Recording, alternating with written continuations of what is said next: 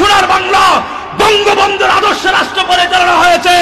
তবে ও মুসলমান, ৭১ যেহেতু আমরা শহীদ হয়েছি, ৫ আগস্ট যেহেতু আমরা শহীদ হয়েছি, আমরা দেশের মধ্যে সংখ্যাগরিষ্ঠ মুসলমান আগামী নির্বাচনে কে ক্ষমতায় যাবে সেটা আমাদের দেখবার বিষয় নয়। তবে পরিষ্কার দাবি, আগামী দিনের রাষ্ট্র আর কোন ব্যক্তির আদর্শ পরিচালনা হবে না। আগামী দিনের সোনার বাংলা পরিচালনা হবে তোমার আমার নেতা, সকল মানুষের ধর্মভিত্তিক অভিনেতা মুহাম্মদের আদর্শ রাষ্ট্র পরিচালনা হবে। মুহাম্মদের আদর্শ রাষ্ট্র পরিচালনা হবে। দাবি, আগামী দিনের রাষ্ট্র আর কোন ব্যক্তির আদর্শ পরিচালনা হবে না। আগামী দিনের সোনার বাংলা পরিচালনা হবে তোমার আমার নেতা, সকল মানুষের ধর্মভিত্তিক অভিনেতা মুহাম্মদের আদর্শ রাষ্ট্র পরিচালনা হবে। মুহাম্মদের আদর্শ রাষ্ট্র পরিচালনা হবে। মাউত কোথায় এখানে?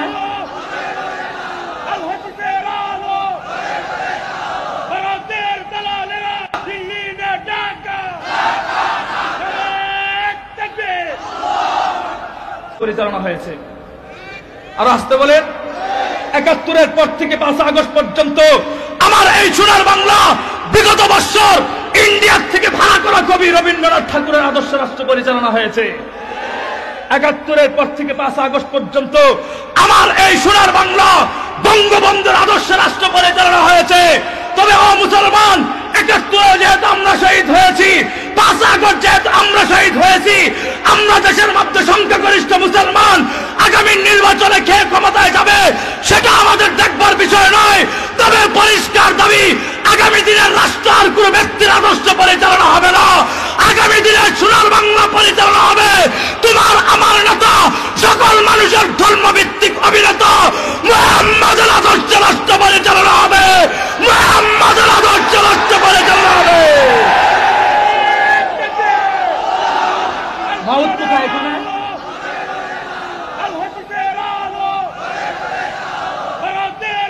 তবে পরিষ্কার বলে দেই, কারা দেশের জন্য ভূমিকা রেখেছে, ইসলামকে মাইনাস করে যদি ওরা স্বাধীনতার বক্তব্য দিতে চায়, মনে রাখবেন আপনারা ভুল পথে হাঁটতেছেন।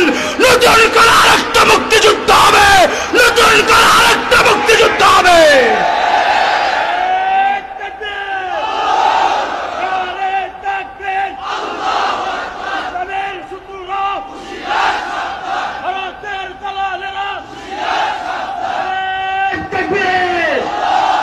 এই স্লোগানটা বারবার দিবেন, বলেন নারায়ে তাকবীর, আল কোরআনের আলম, আল হাদিসের আলম। আরে দিল্লি না ঢাকা, আরে দিল্লি না ঢাকা। এতটুকু স্লোগান যারা মজবুত ভাবে দিতে পারবেন তারা দাঁড়াবেন, সৌন্দর্য নষ্ট করবেন না। কথাটা বুঝেন।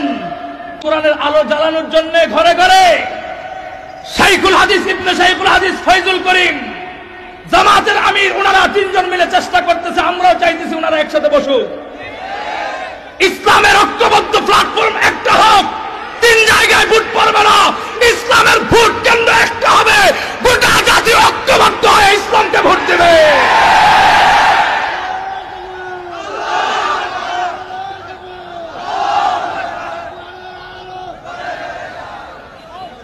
মুহতারাম হাজিরিন, স্লোগান দিবেন না, আবার হাসবেন, লজ্জা লাগার কথা।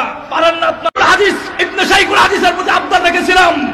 শাইখুল হাদিস ইবনে শাইখুল হাদিস, আপনি আপনার দলকে ডান সাইডে রাখেন, আপনি আপনার দলকে বাম সাইডে রাখেন। পীর সাহেব ফয়জুল করিম, আপনি আপনার দলকে বাম সাইডে রাখবার চেষ্টা করেন। জামাতে ইসলামের আমির, আপনি আপনার দলকে বাম সাইডে রাখেন। শুধুমাত্র মুসলমানদের নিরাপত্তার জন্য আপনারা ৩ জন ইসলামের নেতা এক প্ল্যাটফর্মে এসে মুসলমানদের নিরাপত্তা দেওয়ার ব্যবস্থা করেন, মুসলমানদের নিরাপত্তা দেওয়ার ব্যবস্থা করেন।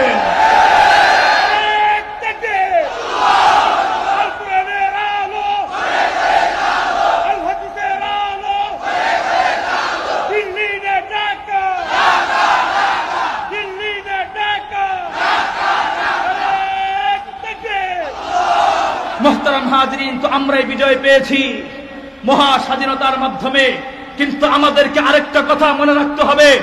৭১ যখন আমাদের দেশটাকে স্বাধীন করা হয়, নারায়ে তাকবীর,